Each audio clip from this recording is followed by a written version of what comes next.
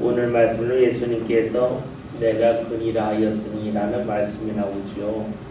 우리가 2주간 예배드리지 않았지만 그 전에 보았던 말씀에 의하면 한번 볼까요? 18장에 있는 말씀을 봅니다. 18장에 있는 말씀을 보면 6절에 있는 말씀 함께 읽어보겠습니다. 읽습니다. 예수께서 그들에게 내가 그니라 하실 때에 그들이 물러가서 땅에 엎드러지는지라. 아멘. 우리가 이 말씀을 보면서 예수님이 말씀하실 때 사람들이 그 말씀을 믿고 넘어졌다는 말씀을 보았었잖아요. 이것이 사람들이 깜짝 놀래서 그럴 수도 있겠지만 예수님의 말씀에 능력이 있기 때문이라 하는 것을 보았었죠. 마치 예수님께서 풍랑이 있는 그 바다에서 배를 타고 가시면서 잠잠하라 고요하라 했을 때에 바람이 이렇게 불어오다가 예수님의 말씀 바람이 더 이상 앞으로 가지 못하고 밀려나가는, 그래서 고요해지는 그런 일이 일어났던 것처럼 예수님이 말씀하실 때에 그 말씀의 힘이 있기 때문에 사람들이 뒤로 가서 넘어졌다 하는 말씀을 보았었습니다. 이것은 분명 놀라운 일이고 놀라운 경험이죠. 그런데 우리가 그러한 놀라운 일을 경험할 때에 그 경험이 삶 가운데 자리를 잡고 나서 신앙으로 변화되는 일이 필요한데 그러하지 못할 때가 상당히 많이 있음을 우리는 잘 알고 있습니다. 그런데 오늘 말씀을 보면 예수님께서 내가 그라 라고 말씀하시면서 말씀에 의하여 사람들이 뒤로 밀려가서 넘어지는 그 일을 반복적으로 하지 아니하셨습니다. 만약 예수님께서 내가 그라 라고 하는 말씀하실 때마다 그 말씀에 의하여 사람들이 밀려가서 넘어지고 또 넘어지는 일이 나타났다면 아마 사람들이 예수님을 붙잡아가라고 하지 않고 어쩌면 예수님 앞에 무릎을 꿇고 예수님을 밀었을런지도 모릅니다. 그런데 예수님은 그런 일을 한 번만 하셨습니다. 왜 한 번만 하셨을까에 대하여 우리가 생각해 볼 필요가 있습니다. 주님의 역사가 우리 삶 가운데 반복적으로 일어날 때도 있지만 대부분 일회성으로 일어납니다. 왜 일회성으로 일어날까요? 우리의 삶을 봅시다. 우리의 삶은 일회성이에요. 한번 지나가면 다시 되돌아오지 않습니다. 되돌아오지 않는다고 하는 것은 다른 말로 하면 하나밖에 없다는 거예요. 우리가 물건도 많이 있을 때의 가격과 하나만 남았을 때 가격이 다르지요. 우리가 희소성의 원리라는 게 있잖아요. 하나만 남으면 그것은 유일한 것이고 그것은 귀한 것이 됩니다. 우리의 삶은 반복적이지 않습니다. 그러기에 우리의 삶이 귀하다 하는 겁니다. 그리고 주께서 우리에게 베푸시는 은혜는 우리의 삶이 일회성이기 때문에 주의 은혜로 대부분 일회성으로 임합니다. 이것은 주의 은혜가 늘 귀하다는 것이고 늘 새롭다 하는 것을 말합니다. 우리가 주님을 믿으면서 우리에게 필요한 것이 무엇입니까? 주님께서 내게 일회성으로 주시는 그 은혜를 놓치지 않고 그것을 소중하게 여기며 붙잡는 것이 필요합니다. 앞에서 언급했던 것처럼 예수님이 내가 그러할 때 사람들이 몸이 밀려나가는 일을 경험했습니다. 주의 역사를 경험했습니다. 이거를 폭넓게 본다면 주의 은혜를 경험한 것이죠. 근데 사람들이 이것을 그냥 흘려보냅니다. 그럴 수 있나 보다. 깜짝 놀란 데서 멈추지요. 그래서 우리 믿음의 사람들에게도 이런 유의 일이 일어날 수 있습니다. 몸이 밀려나가는 그런 일은 아니겠지만 주님이 내게 은혜를 주셨다고 하는 것을 알 때가 있습니다. 중요한 것은 그것을 내가 붙잡을 수 있겠느냐는 겁니다. 성경에서 우리 믿음의 사람들에게 늘 주시는 말씀이 있으면 그것은 깨어 있으라는 말입니다. 왜 깨어 있으라 그럴까요? 깨어 있어야 우리 삶 가운데 다가오는 주의 은혜를 붙잡을 수 있기 때문입니다.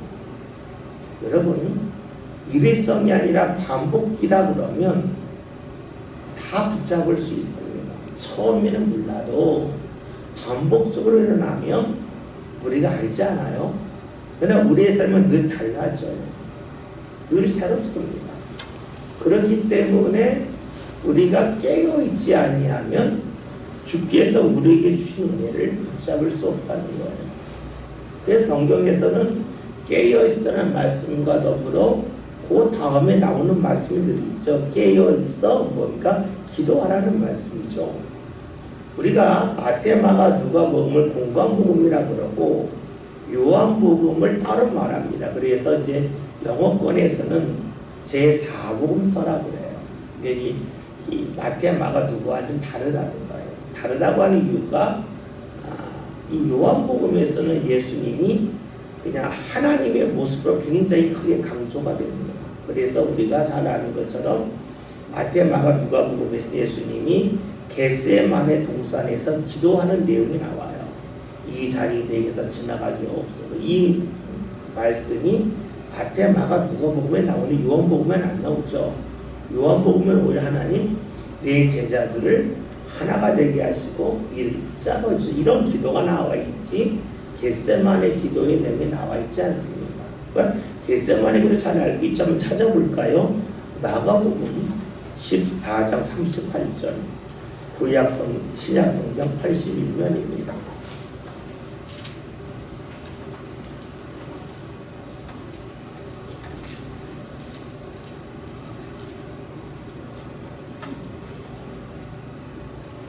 다같이 함께 했습니다. 마가복음 14장 38절 읽습니다. 시험에 들지 않게 깨어있어 기도하라. 마음에는 원이노되 육신이 약하도다 하시고. 아멘. 뭡니까? 깨어있어 기도하라. 깨어있어 정신을 차리라는 거죠. 정신을 차려야만 주께 주신 은혜를 받는다는 거예요. 은혜가 임하였을 때 이걸 흘려보내지 않고 삶 가운데 머물게 한다는 거예요. 왜냐? 우리의 삶은 늘 일회성이 있기 때문에 그래요. 우리가 오늘을 살잖아요. 오늘 2월 15일이죠. 2월 15일 다시 반복되지 않습니다. 그리고 오늘 나의 모습은 또 다시 반복되지 않습니다. 그러기에 정신을 차리지 않는다면 우리가 주님이 주신 은혜를 받았다 할지라도 흘려보낼 가능성이 높다 하는 것이죠. 깨어있다는 말을, 물론 이게 한글의 표현인데 깨어있다는 말을 저는 말씀을 준비하면서 깨고 나온다고 쓴 걸 했습니다. 깨고 나온다. 깨어있는 것이 무엇이냐? 깨고 나오는 것이다. 우리가 새가 알을 낳지 않습니까? 알을 낳으면 그 알 속에서 이제 그 부화가 되면 알을 깨고 새가 나오잖아요. 그런데 이 알을 깨고 나오기 전까지는 그 안에서 뿐이 살지 못해요. 그 안에 뿐이 몰라요. 그러나 그 알을 깨고 나오면 똑같은 새지만 더 많은 것을 볼 수가 있죠. 그러니까 우리가 깨어 있다고 하는 것 다른 말은 깨고 나온다고 볼 수가 있어요. 깨고 나온다고 하는 것은 알 안에 갇혀 있지 않고 알 밖으로 나온다고 볼 수가 있겠죠. 신앙으로 우리가 깨어 있다고 하는 것은 깨고 나오는 것을 말해요. 무엇을 깨고 나옵니까? 새가 알을 깨듯이 우리의 생각을 깨는 것이고 습관을 깨는 것이고 가치관을 깨는 것이고 환경에 갇혀 살고 있는 걸 깨는 것을 말합니다. 다시 볼까요? 주님께서 깨어있어 기도하라 그랬어요. 근데 깨어있으라는 말을 한글식 표현을 내가 깨고 나온다 그랬습니다. 그러면 우리가 왜 기도하는가 하는 것을 알 수가 있어요. 기도하는 이유는 기도함을 통하여 깨고 나오기 때문에 그런 거예요. 뭡니까? 기도의 유익은 내 생각이 깨지는 거잖아요. 생각이 깨진 게 왜 중요합니까? 앞에서 보았던 말씀대로 하면 주께서 내가 그러라 할 때 사람들이 뒤로 물러가 넘어졌어요. 그러나 주님을 인정하지 않았어요. 주님을 만났어요. 주의 역사를 경험했어요. 그러나 흘려보냈어요. 그것이 뭡니까? 깨어있지 못한 사람의 모습이라는 거예요. 그러면 우리가 깨어 기도한다고 하는 것은 무엇을 말할까요? 주님께서 내가 그러다 하면서 내가 물러나 하며 넘어지는, 즉 주님을 만나는 경험이 있을 때에 그 경험을 흘려보내지 않고 삶 가운데 붙잡을 수 있다고 볼 수가 있습니다. 또 우리 기도한다고 하는 것이 물론 내가 없는 것을, 소유하지 못하는 것을 내가 주님이 새롭게 주셔서 내가 받는다는 것도 있어요. 그러나 대부분은 그것보다는 주님께서 내게 주셨는데 내가 알 속에 갇혀서, 내 생각 속에 갇혀서, 내 가치관 속에 갇혀서, 내 습관 속에 갇혀서 주께서 주시는 것을 내가 받았음에도 불구하고 흘려보냈던 자리에서 벗어나서 주께서 허락하시는 것을 붙잡는 사람으로 변화되는 것이 바로 기도의 능력이요 응답이라고 볼 수 있어요. 우리가 하나님을 고백할 때 하나님은 풍요로우신 분이라고 그래요. 넉넉하신 분이라고 그래요. 하나님 우리에게 넉넉히 주셨다는 거예요. 풍요롭게 주셨다는 거예요. 근데 우리는 풍요로움이라고 하면 내가 생각하는 범위에서의 풍요로움을 생각해요.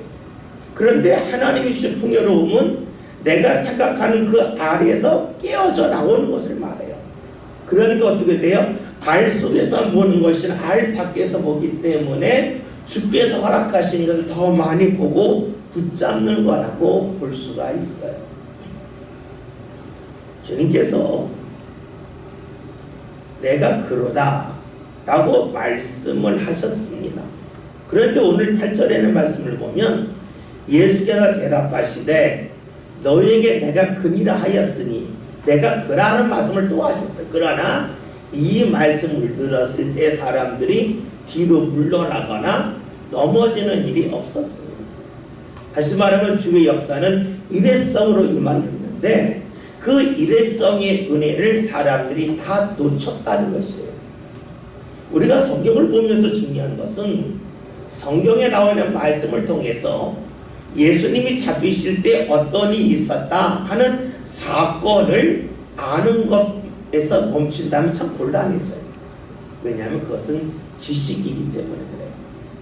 우리는 말씀을 읽으면서 주님께서 주신 말씀이 내 삶 가운데 어떻게 소화될 수가 있겠는가?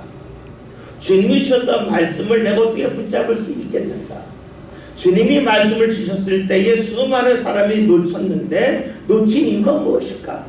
내가 어떻게 하면 주의 말씀을 듣고 놓치지 않을 수 있을까? 여기에 초점을 맞춰야 되겠죠.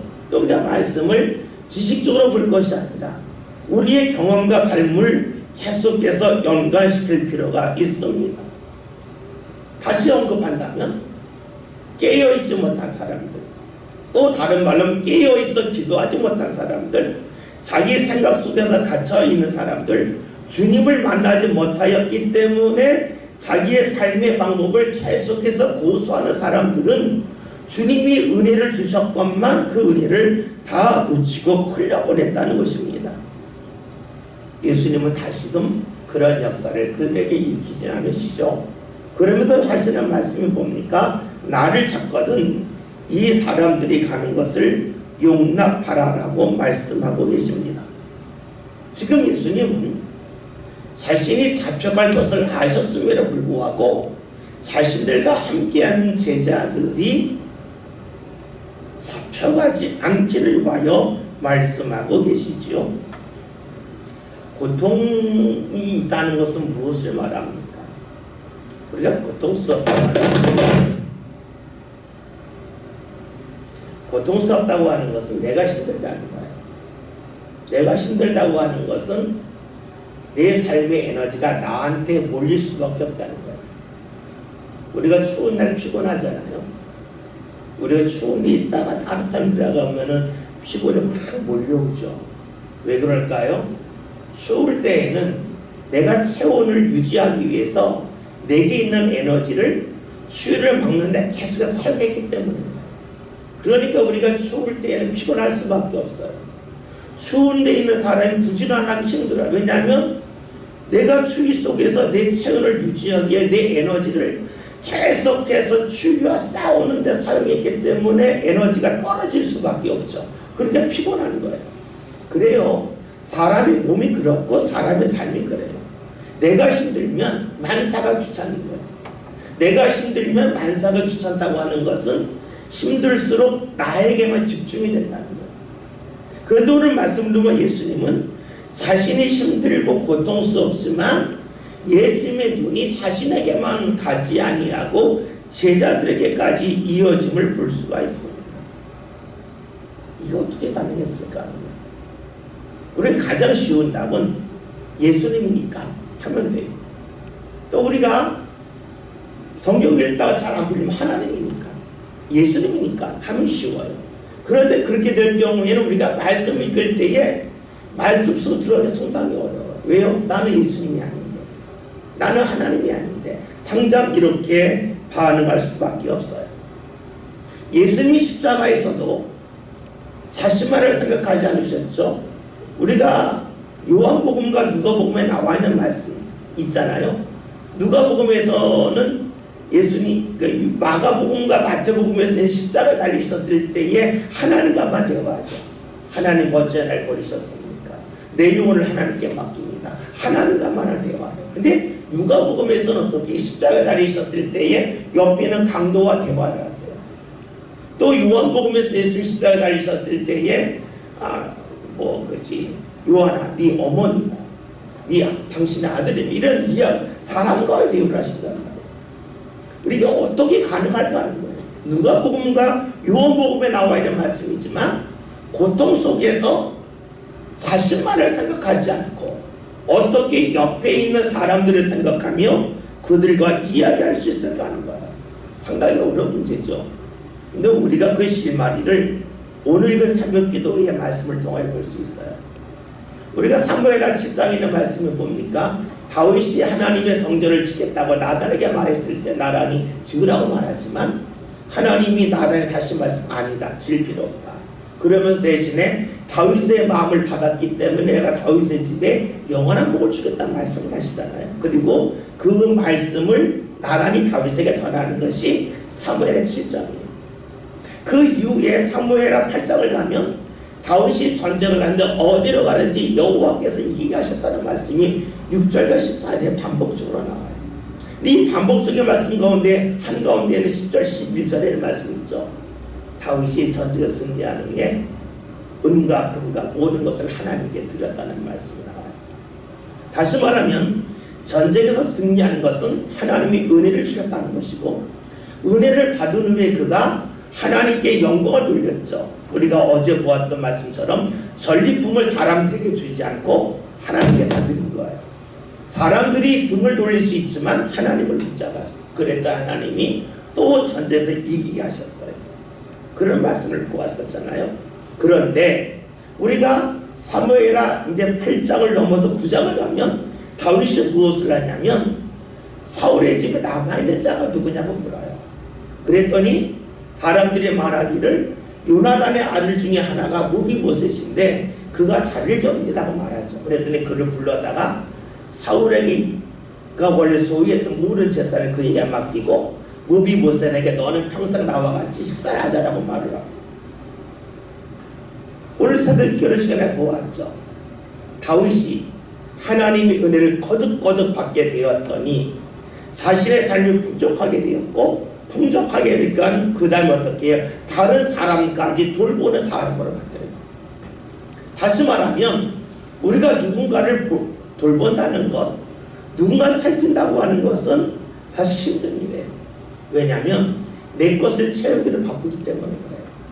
그런데 내 것을 다 채워서가 아니라 주님이 주신 은혜로 내 삶이 넘침을 내가 알고 경험할 때에 일어난 일이 뭡니까? 다른 사람을 돌볼 줄 아는 거예요.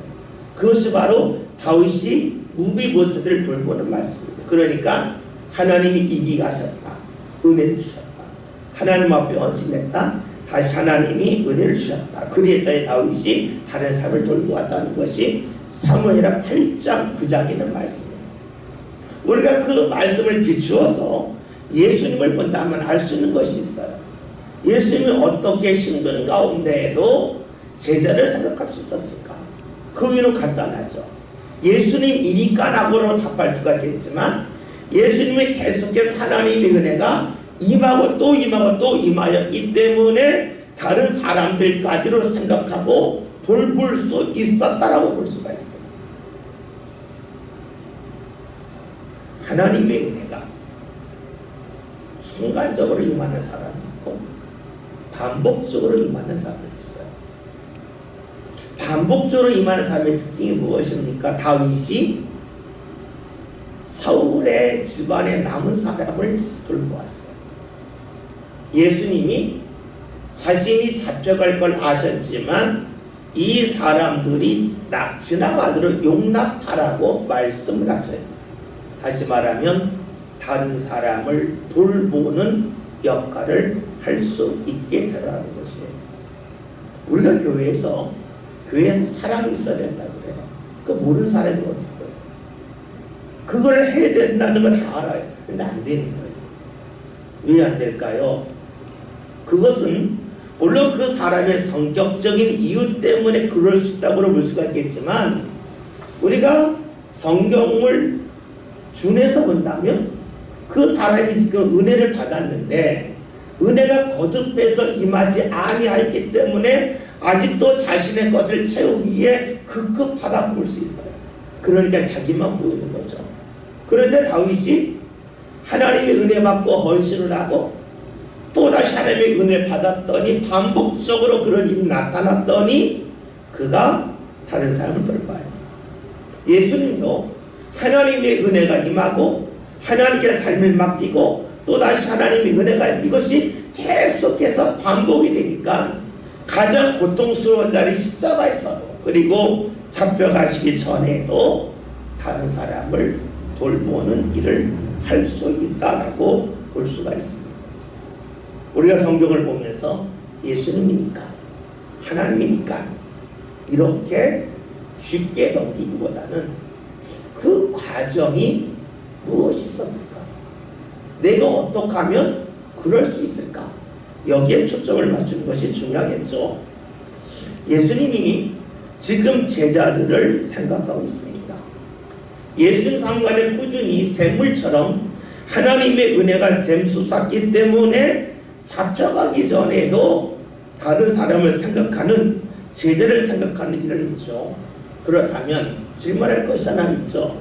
제자들이 얼마나 대단하기에 라고 하는 질문을 할 수가 있어요. 우리가 그렇잖아요. 집에서 불나면 당신 뭘 제일 먼저 가져 나오겠냐 라고 할 때의 사람들은 자신이 제일 소중한 여기를 먼저 가져난다고 그러잖아요. 자신이 볼 때 가장 대단한 것을 위급한 순간에도 붙잡고 나온다는 거예요. 그러면 예수님이 지금 위급한 순간인데 예수님이 볼 때 제자들이 얼마나 대단하기에 그럴까 하는 거예요. 그러나 우리가 성경을 통해 보는 제자들은 대단하지가 않아요. 대단히 겁장이죠. 마가복음의 말씀에 의하면 예수님이 잡혀가시게 되자 다 제자들의 뿔뿔이 도망가는데 그 중에 어떤 사람은 요즘으로 말하면 그냥 이불과 같은 거 되겠죠. 이불을 이렇게 두르고 있었는데 벌거벗은 몸으로 이불을 두르고 있어요. 아마 옷 같아요. 가운 같은 옷이었는데 얼마나 겁이 났는지 그 가운을 젖혀놓고 내려놓고 벌거벗음으로 도망갔다는 말씀까지 마가복음에 나와 있으면 제자들이 얼마나 겁장이고 얼마나 두려워했는지를 알 수가 있습니다. 그런데 예수님은 그런 제자들을 위해서 무언가 말씀을 하셨습니다. 대단하지 못한데 왜 그리하셨을까 하는 겁니다. 어쩌면 예수님은 지금은 별것 아니지만 앞으로 변화될 모습을 보셨기 때문이라고 볼 수가 있어요. 그러니까 주님의 특징이 뭡니까? 지금이 아니라 앞을 본답니다. 간혹 지금을 중요하게 여하는 것이 있어요. 사실 우리 기독교와 다른 종교의 차이가 있다면, 다른 종교에서 특별히 뭐 철학적인 종교의 특징이 뭐냐면 지금 보는 것이 진짜라는 거예요. 지금만 생각하라. 지금만 생각하라. 이거죠. 누군가를 만났을 때에 그 사람과 만났던 과거를 생각하지 말고 지금만 생각하라. 지금이 집중해라. 그래 행복하다라고 말을 합니다. 그런데 기독교는 그렇지 않죠. 지금만 봤을 때에 행복할 때도 있지만 지금만 보았을 때 역겨울 수도 있어요. 예수님이 제자를 보았을 때에 지금의 모습만 본다면 대단하지 않아요. 역겨울 수 있어요. 근데 예수님은 그럼에도 불구하고 제자를 생각하셨어요. 왜 그랬을까? 우리가 요한복음에 나와 있는 아주 독특한 말씀이죠. 예수님이 베드로를 부르시고 하신 말씀이 장차 개발하리라. 원래 이름은 시몬이죠. 시몬이라고 하는 말이 구약에서는 시므온이래요. 우리가 야곱의 12아들이 있는데 첫 번째 아들이 누벤이고 둘째 아들이 시므온이잖아요. 그것이 신약 헬라에서는 시몬이래요. 우리가 누벤 지포라 아들이란 뜻이고, 그렇죠? 그 다음에 시몬 하나님이 그 레아의 서름을 들으셨다. 그러니까 레위가 이제 뭐 동거하게 되었다. 유다가 찬양하다. 이런 뜻으로 나와 있죠. 성경을 보면. 그러니까 들었다는 거예요. 들었다고 하는 것은 다른 말로 하면 다른 사람 말에 의하여 이렇게 흔들리는 사람, 팔랑귀와 같은 사람, 시류에 따른 생각, 일일이 흔들리는 사람, 이런 사람. 뭐 다른 말로 하면 지종 없는 사람. 이것이 바로 시몬의 모습인데, 주께서 하시는 말씀이 네가 앞으로 개바라고 하면 아람 말인데, 이것을 이제 우리가 성경에 나와 있는 헬라어 그리스 말로 바꾸면 베드로가 되겠죠. 뭡니까? 반석, 바위, 든든한 사람, 흔들리지 않은 사람 된다 하는 것입니다. 예수님은 지금은 부족해도 앞으로는 좋아질 거다 하는 그러한 소망과 기대를 갖고 있어요. 사실 우리가 구원받았다고 하는 것은 내가 죄인이었는데 의인이 되었다는 거예요. 그러면 주님께서 왜 십자가 달려 돌아가셨을까? 우리가 의인이기 때문에 아니라 죄인이기 때문에 십자가를 지신 거예요. 죄인이기 때문에 지었다고 하는 것은 이 죄인이 앞으로 의인이 될 거라고 하는 그런 주님의 마음이 있기 때문에 십자가를 지신 거예요. 그러니까 주님의 특징이 뭡니까? 지금만 보는 게 아니라 앞으로 변화될 모습을 본다는 것이 되죠. 한때 방송에서 뭐 인문학 강의에서 많이 나왔던 거가 이제 단테의 신곡에 대한 강의가 많은 방식으로 나왔어요. 단테의 신곡에 대해서 이야기할 때에 맨 처음에 나오는 것이죠. 단테가 지옥문 앞에 갔더니 다 긁고 있었다는 거죠. 여기로 들어오는 자 모든 희망을 버린다. 그러면서 지옥의 특징이 뭡니까? 희망이 없다는 거예요. 희망이 없다고 하는 것은 변화를 꿈꾸지 않는 것이고 지금만 보는 것이고 내일이 없는 것을 말하죠. 그러니까 고통이 영원히 이어지는 것, 이것이 바로 지옥이라는 거고, 이 반대 천국이 뭡니까? 희망을 갖는 거예요. 지금은 힘들지만 앞으로는 좋아질 거라고 하는 그 희망과 소망이 있는 것이 천국이라고 볼 수가 있잖아요. 그러면 예수님의 모습이 오늘 어떠하신가? 예수님은 지금만 보신 게 아니라는 거죠.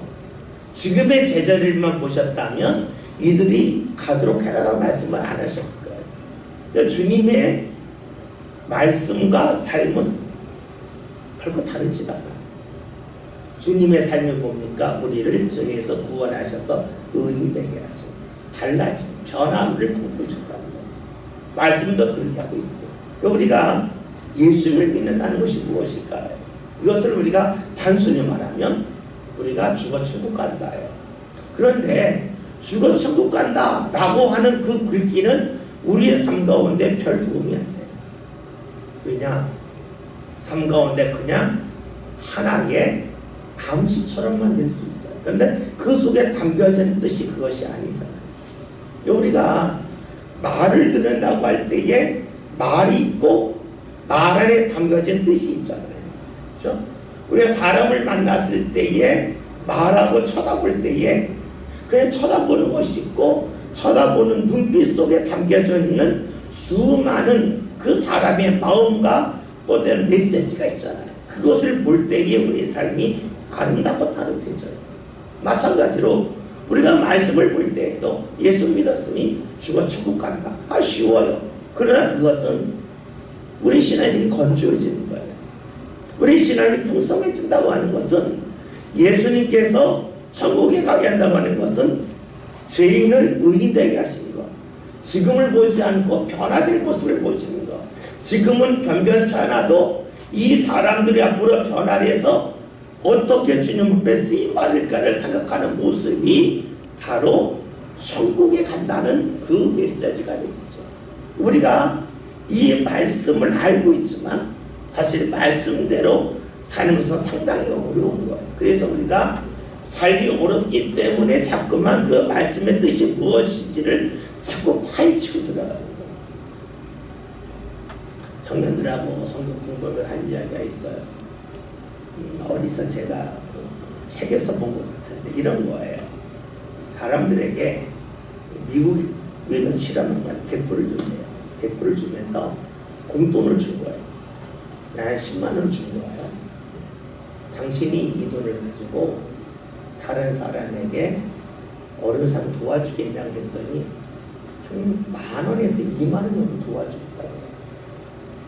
공돈 생겼는데, 근데 예배를 마치고 나온 사람들에게 당신이 이 돈 갖고 얼마나 도와주게 했더니 보통 50에서 60, 5만 원, 6만 원 도와주겠다고. 그러면서 그 실험을 반복적으로 나온 결론이 뭐냐면, 사람들은 어떤 행동을 할 때에 그냥 기계적으로 행동하는 것이 아니라 전에 내가 무엇을 들었느냐, 무엇을 경험했냐에 따라서 반응이 달라지는 거예요.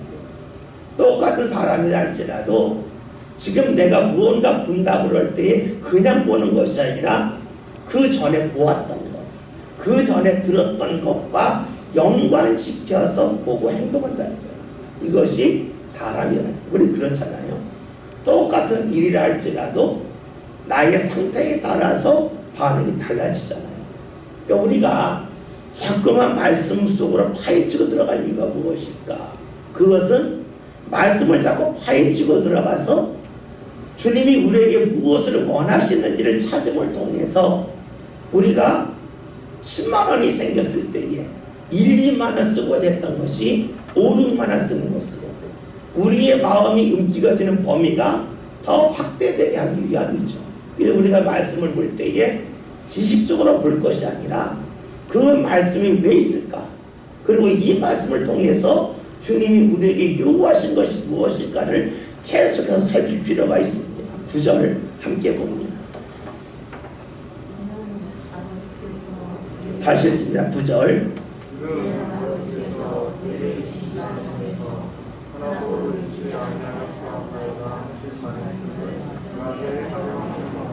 우리가 이 말씀을 이게 도대체 무슨 말씀일까 하는데, 사실 이것은 다른 성경으로 이렇게 나오면 예수님이 기도하신 대로, 이렇게 기도하신 대로 말씀이 응하게 하기 위함이라는 거예요. 근데 이 기도의 내용이 뭐냐면 17장 12절이에요. 우리 요한복음 17장 12절 함께 봅니다. 요한복음 17장 12절 바로 앞장이죠. 읽습니다.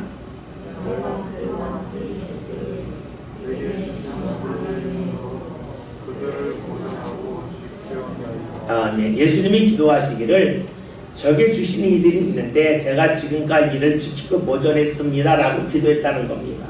그런데 이 기도한 내용을 예수님의 그래로 이루기 위하여서 예수님이 잡혀가시기 전에 제자들은 그냥 보내라 라고 말씀하셨다는 것입니다.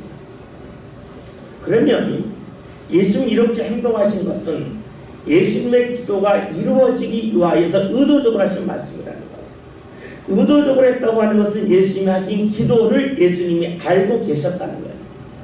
만약에 예수님이 하신 기도를 예수님 자신이 몰랐다면 이 말씀을 의도적으로 할 수가 없겠죠.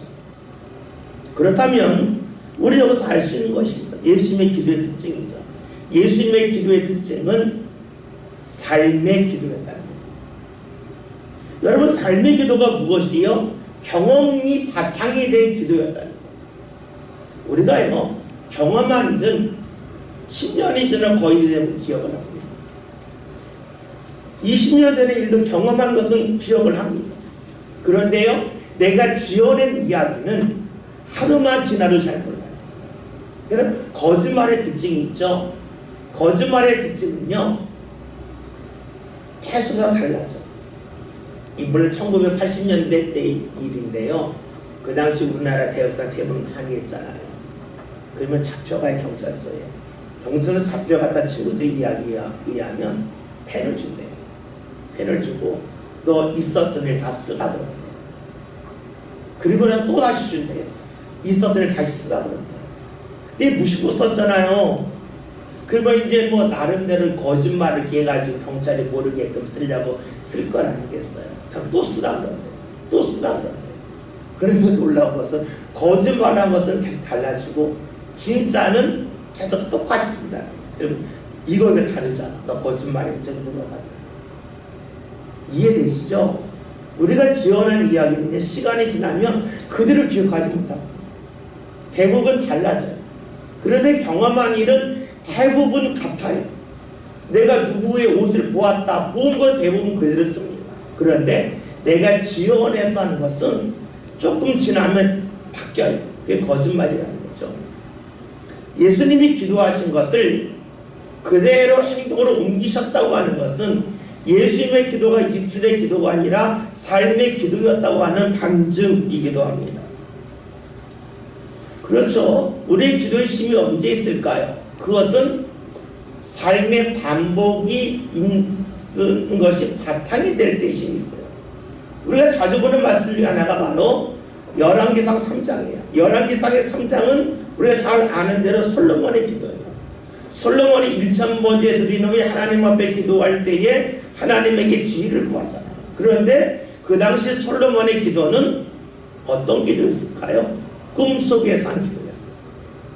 그가 무릎을 꿇고 한 기도가 아니에요. 꿈속에서 한 기도. 그런데 그 꿈속에서 한 기도를 하나님 들으셨어요. 어떻게 하냐면 열왕기상 3장에서는 맨 처음에 1000번째 드렸다. 꿈속에서 하나님이 솔로몬이 구원을 주셨다. 그 다음에 나와 있는 말씀이 이제 솔로몬의 재판에 관한 말씀입니다. 그러니까 하나님께서 솔로몬에게 지혜를 주셨고 그 지혜 가운데 재판했다는 말씀이 열왕기상 3장에 나와 있는 말씀의 내용이에요.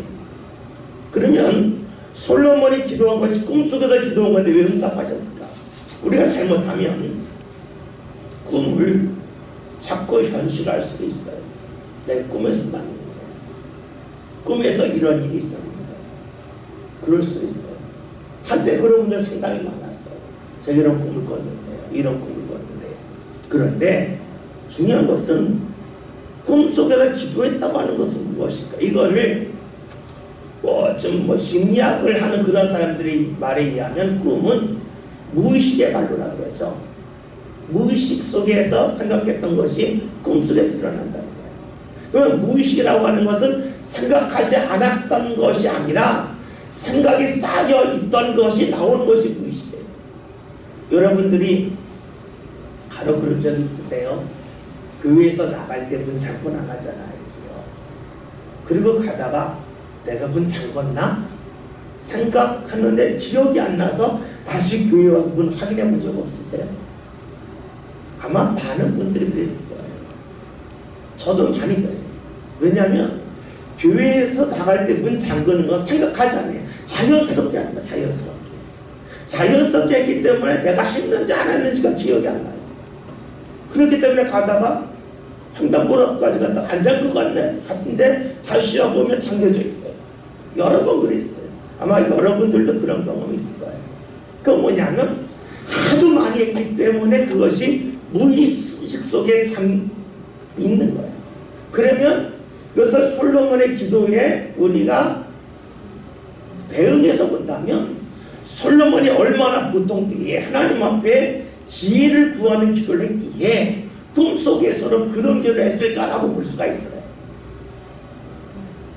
그러니까 솔로몬이 꿈속에 기도했다는 것은 꿈속에서 기도했다가 아니라 얼마나 삶 가운데 습관적으로 그 기도가 쌓여 있었기에 꿈속에서도 그렇게 했을까라고 보는 게 좋아요. 그렇다면 솔로몬이 지혜를 구하는 것은 순간적으로 구하는 것이 아니라 삶이 바탕이 되는 거예요. 그랬더니 하나님이 그에게 응답을 해주셨어요. 우리가 이렇게 본다면 예수님께서 지금 내게 주신 자 중에서 하나도 잃지 않기를 원합니다 라고 기도한 것이, 예수님께서 지금 17장에 기도한 것이 18장에서 말씀으로 나갔다고 하는 것은 예수님의 기도가 얼마나 삼관에 자리를 잡았는지, 삶의 기도였는지를 알 수가 있습니다. 또 이것을 좀 더 확대한다면 왜 예수님이 기도할 때 하나님이 응답하셨을까를 볼 수가 있어요. 왜 응답하셨을까? 이거에 대해서 또 예수님이니까 이러고 말하면 할 말이 아무것도 없어져요. 그러면 그렇죠. 나는 예수님이 아닌데 이게 왜 바울에게도 응답하셨을까? 바울이니까. 그럼 할 말이 없어져요. 그렇죠? 만약에 이런 거 있잖아요. 유현진 선수가 왜 그걸 잘 던질까? 유현진이니까. 손흥민이 왜 축구를 잘할까? 손흥민이니까. 답은 돼요. 그런데 그 속에는 손흥민 선수와 유현진 선수가 얼마나 그 뒤에서 많은 연습과 그리고 훈련을 했는지에 대한 것을 기록하는 거예요. 그렇게 말하는 이유는 나는 그것이 부럽지만 그렇게 하지 않겠다는 마음이 전제되어 있는 거예요. 다시 봅시다. 예수님이 기도할 때 왜 하나님이 응답을 하셨을까? 그것은 앞과 연관지었다면 예수님의 기도는 삶과 동떨어지지 않았기 때문이라고 볼 수가 있어요. 요한복음 17장에서 내게 주신 자를 잃어버리지 않기를 원합니다 라고 기도했던 것이 예수님이 잡혀가는 그 절대절명의 위기 순간에도 입으로 나왔다고 하는 것은 삶이 바탕이 되었다는 것이고, 삶이 바탕이 되는 기도를 늘 해오셨기 때문에 하나님이 응답하셨다고 볼 수가 있습니다. 그렇죠? 일반에 본다면 예수님의 삶의 행적, 궤적이라고 말할 수가 있죠. 공이 지나가는 것을 궤적이라고 그러잖아요. 지구가 도는 것을 궤적이라고 그러잖아요. 예수님의 삶의 궤적을 보면 분명히 우리와 다름을 봅니다. 예수님의 기도는 막연하게 무언가 꿈꾸는 것이 아니었다는 거예요. 막연한 것이 아니라 삶의 궤적, 삶과 같이 가는 기도였기 때문에 하나님이 응답하셨다라고 볼 수가 있습니다. 우리가 이렇게 말씀을 본다면 좀 떠오르는 말씀이죠. 그것이 바로 사도행전 12장이에요. 사도행전 12장 한번 찾아볼까요? 신약성경 208면입니다.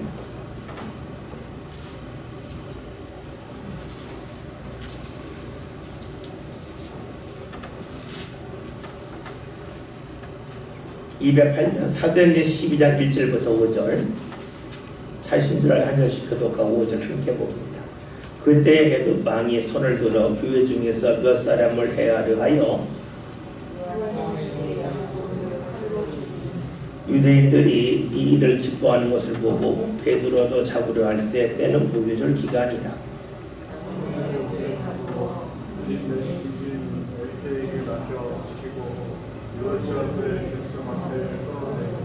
다같이 이에 베드로는 옥에 갇혔고 교회는 그를 위하여 간절히 하나님께 기도하더라. 아멘.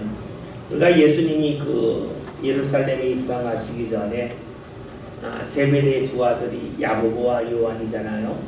근데 그 어머니가 와서 청하는 말씀이 마태복음에 나와 있죠. 우리 아들 하나 우편에 잡히래. 예수님이 너희가 구하는 것을 모른다. 내 잔을 마실 수 있습니다 그랬잖아요. 그래서 제일 먼저 준 게 야고보예요. 야고보가 죽었다는 말씀이 지금 사도행전 12장 2절이죠. 그렇기 때문에 우리가 성경에 예수님의 제자가 알페오의 아들 되는 야고보, 세베대의 아들 야고보가 있고, 또 그리고 우리가 예수님의 형제 야고보가 있어서 야고보서는 예수님의 형제 야고보가 기록한 거지 예수님의 제자가 기록한 것이 아니라는 말씀을 보았었죠. 야고보가 먼저 죽어요. 그리고 나서 우리가 살펴볼 것은 사도행전 5장이라는 말씀을 보면 베드로가 옥에 갇혔을 때 옥문이 열렸단 말이에요. 그러니까 그런 일을 미연에 방지하기 위해서 헤롯이 더 많은 군사를 동원해서 공문을 지키게 합니다. 그랬더니 교회가 야 베드로를 왜 기도하는가, 이게 5절에 있는 말씀입니다. 그런데 우리가 아는 것처럼 이제 선사가 나타나서 이끌어 주잖아요. 12장 11절부터 16절까지 봅니다. 한 절씩 볼게요. 사도행전 12장 11절 제가 읽습니다. 이에 베드로가 정신 들어 이르되 내가 이제 참으로 주께서 그의 천사를 보내어 나를 헤롯의 손과 유대 백성의 모든 기대에서 벗어나게 하신 줄 알겠노라 하여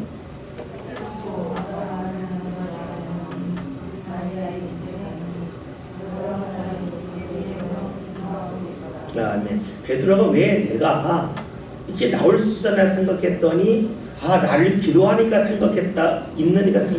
있다고 생각하고 마가의 집에 가는 거예요. 그랬더니 13절 봅니다. 베드로가 대문을 두드리는데 노래를 하는 여자아이가 영접하러 나왔다가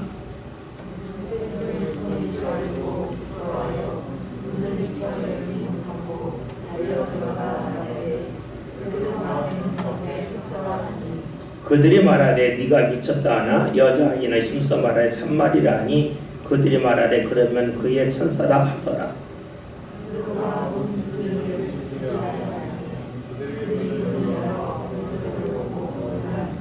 아멘. 교회가 기도했어요. 베드로를 기도했는데 베드로가 막상 나왔는데 못 믿는 거예요. 우리가 기도할 때에 입술의 기도에 한계가 없죠. 기도했는데 응답을 주셨는데 모르는 거예요. 이것이 무엇입니까? 지금 베드로가 옥에서 나왔을 때 일어났다는 현상을 말하고 있어요. 성경에서 좀 어떻게 보면 좀 부끄러운 일을 우리에게 알려주고 있어요. 사실 이런 말씀은 없으면 좋겠죠. 나왔을 때 우리가 기도했는데 응답받았네 하면서 기뻐하며 잔치를 베풀어야 더 은혜롭잖아요. 근데 성경에서는 아주 솔직하게 기록을 해요. 사람들이 못 믿었다는 거예요. 왜요? 입술로만 기도한 거예요. 그런데 하나님 응답하셨어요. 이 참 수수께끼예요. 어떻게 응답을 하셨을까? 그런데 이것은 우리에게 이렇게 보여줄 수 있어요.